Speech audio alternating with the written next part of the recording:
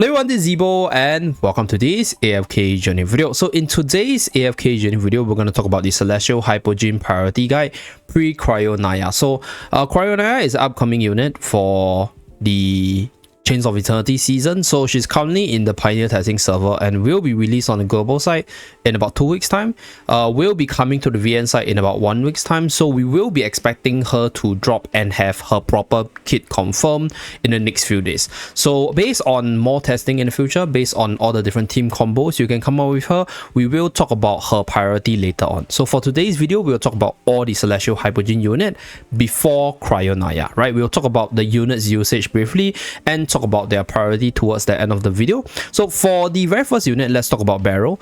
Berial together with Dionel, both these units, they are, I'll say, like PvP centric. So I think if you invest in them, it's mostly for PvP purposes. So in terms of the recommendation, I'll recommend them for whales or for players who are more PvP centric. And with the recent rivalry stats changes, I'll say Dionel is one of those units which has the higher priority to go into the Paragon tier, because this unit benefits a lot, right? Having most of the stats being useful for him from the rivalry stats buff itself. So if you have the resources, I think this is a unit you can push, one of the strongest carry right now in terms of the PvP side, if you have all the units to form his Dino hyper carry team. For Berial's case, Berial is used in a few team archetypes like your Bonnie Snipes, your Assassin teams, or even with your Celestial Hypogean talent tiles in general.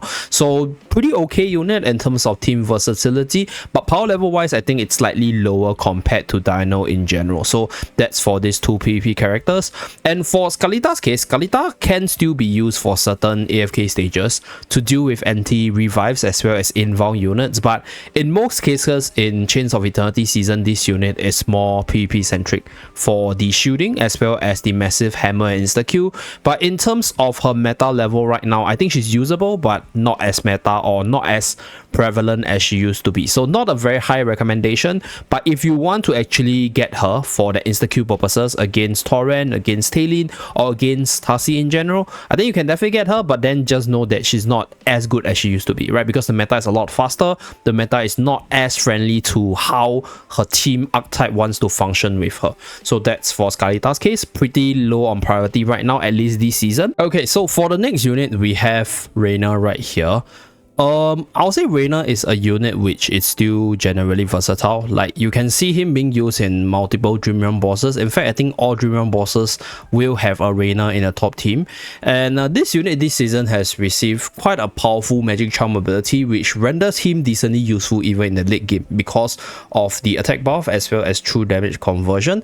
So pretty relevant unit right now, very flexible in terms of usage. But in terms of the priority side, I think he has fallen off a little bit because of the introduction of twins as well as other substitutes being available like Mikola, Sonia, as well as Hypogean, as well as Smokey. So in terms of priority, he's probably not the topmost priority like he used to be, but still a decently high up priority unit in terms of Celestial Hypogean recommendation. So this unit is usable just at M+. You technically don't need that much more stats on him because like he's not going to do more damage. His main role in the team is for that like reposition ability to apply a debuff as well as a buff on your carry, a debuff on the enemy and a buff on your carry, and then that's more than sufficient. So don't really need that much stats for that, so recommended at M+, but the priority will be a little bit lower if you are building other substitutes like Sonia, twins, and Mikola, and you can focus on units like Phraesto or twins first in terms of priority. So that's for Reiner's recommendation.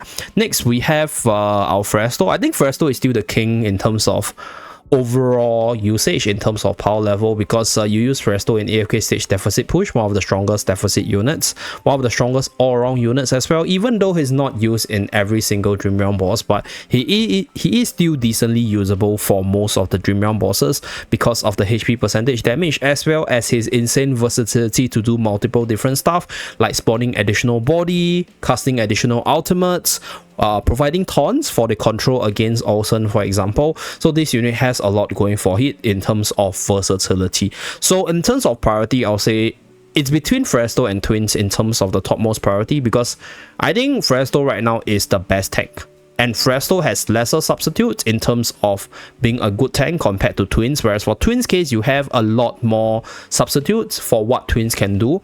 So for me, I would actually take Phraesto first to the higher tier, but if you want like meta Dream Realm results, like having best scores for all your Dream Realm bosses, maybe Twins will be higher in priority. So I'll leave this to the discussion later, but definitely one of the strongest unit in the game right now, and also the most versatile. Okay, so next one is Talene.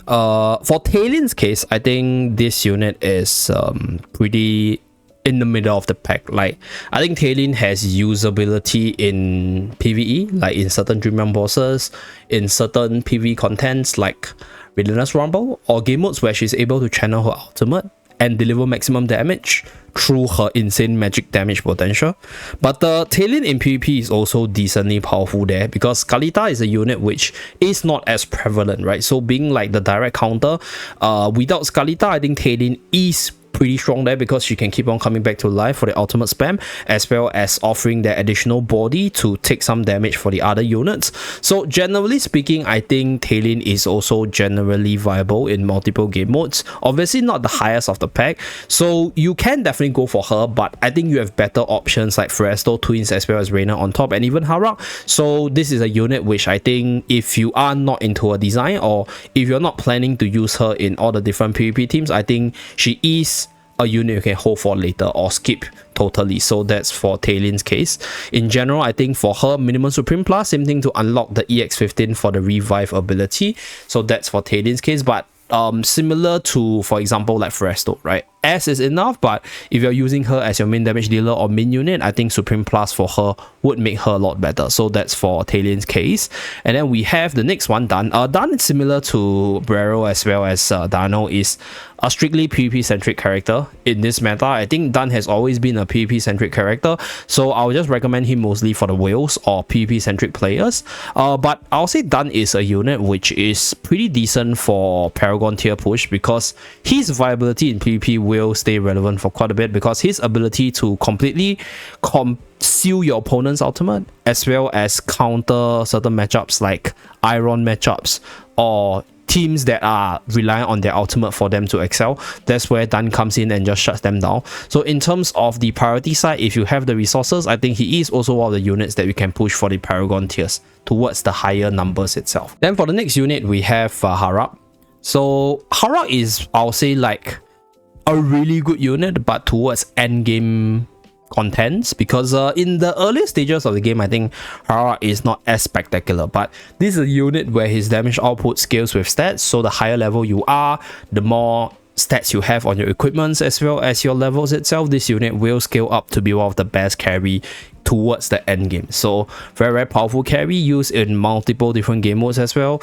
I'll say in terms of the least used game mode, Harak is probably least used in AFK stage push right now, because PvP you can use Harak.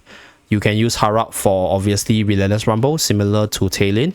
Basically any game modes where you are fighting multiple units where Harak can kill them and then start to steamroll from there, I think Harak's insanely powerful. And then obviously Harak's one of the strongest endless Dream Realm bossing carries around. So this is a unit that is quite strong in the end game right now. So if you're in the end game similar to me, this is a very strong unit. But this is a unit that requires quite a bit of team building for him to maximize his ability, because you will need to actually find the positioning, the teams, as well as the correct unit to combo with him, so that he can actually scale into that mega carry. So that's for Harak's case. So this unit will be also a decently high priority to go for, either after Twins as well as Phraesto, or after Reiner if you are not intending to build like Twins, for example. But I'll say Twins will be quite high in priority. So Harak is a unit which goes after them. So that is the recommendation. Minimum S plus to unlock the energy regen after your ultimate, for you to spam your ultimate for even more DPS. So that's for Harak's recommendation. Lastly, the newest units before Cryonaia is Twins, right? Twins I think needs no introduction. Basically in every single endless Dream Realm boss right now. So if you are into Dream Realm, if you want to maximize your Dream Realm rewards, then I think this unit is one of the best units. In fact, the highest priority you should go for if you want to chase after those stuff.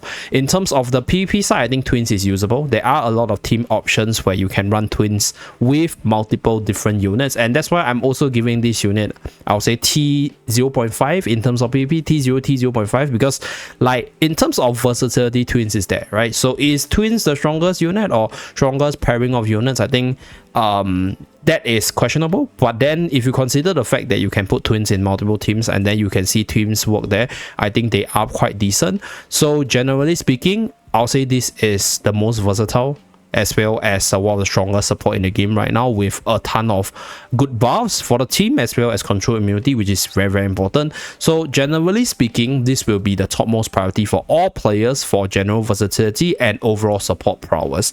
So as a support, I think Twins can definitely work at just like M+, but Twins Supreme Plus ability, which grants the bonded unit additional stats, as well as Twins having additional stats for more heals, as well as more stats transfer, is actually really good. So you can make them work at M+, but I would recommend you to push them to Supreme Plus for the additional buffs for your min-maxing of damage itself. So that's for the Twins recommendation. Okay, so last but not least, let's talk about the priority recommendation. So for this one, most people will say Twins is a must go for, right? Because of like their performance in the Dream Realm side, but I have a different interpretation of priority in terms of the unit investment, because it takes quite a while to build up a unit. So if you were to compare the uniqueness of units as well as their scaling in terms of all the different game modes right now, I'll say Phraesto is strictly the more unique unit, because Phraesto is the strongest tank, right? And there are some substitutes for the tank option, but none of them is going to be as good as Phraesto in terms of the frontlining side. Phraesto is just a unit that can do a lot as a DPS, as a tank, as a skill spammer, as a mechanics counter against like Cray Shellbrook, for example. Whereas for Twins case, I think Twins is also really good, but Twins has a lot of substitute. So that's why I'm putting both Phraesto as well as Twins on the same level in terms of priority, because I'll say both of them are equally good. Like if you have to choose which one to go for, if you want to secure more Dream Realm rewards, you want a better score for a Dream Realm side, I think Twins probably the better one, the higher priority one. But you want a unit that is generally versatile, generally good, also usable on the same level as Twins in terms of every other game mode. I think Phraesto is also up there. So in terms of the recommendation, this two will be the highest priority for me, and you can choose between which one you think fits into your current collection the best, right? If you're a new player, for example. So next one, we have Harak as well as Reiner. So initially, I wanted to put Harak as a higher priority over Reiner, because Harak is just a generally really good carry. But then, like, I think Reiner this season is very good for Dream Realm in the Endless mode. So Dream Realm has always been this very important game mode, unfortunately, because like there's just so much rewards there. So units which are generally good for more bosses generally has a higher weightage in most cases. So even though Harak is an insanely good carry, but Reiner having this like omnipotence presence in all the Endless Dream Realm bosses also make Reiner decently relevant right now. So I'll say Reiner as well as Harak, they are in the same spot. So similar to the Phraesto as well as Twins argument, I think it depends on your pool of units, like what units do you already have, as well as what units you have already built up, to actually decide whether or not you should go for Reiner or Harak first. So if you're lacking a carry, Harak will be higher priority. If you're lacking a more omnipotent support, I think Reiner will be of higher priority. And then last but not least, I'll put Talene as the last in terms of the general priority. Like, I think Talene is a unit which generally can be used in different stuff, and it is a unit that is still decently powerful, right? With very little counter to the revive mechanic. It's just that if you compare Talene to like the other four mentioned earlier, she definitely pales in comparison in terms of general versatility. So that's why she's the 5th in terms of the priority. So that's for my general recommendation.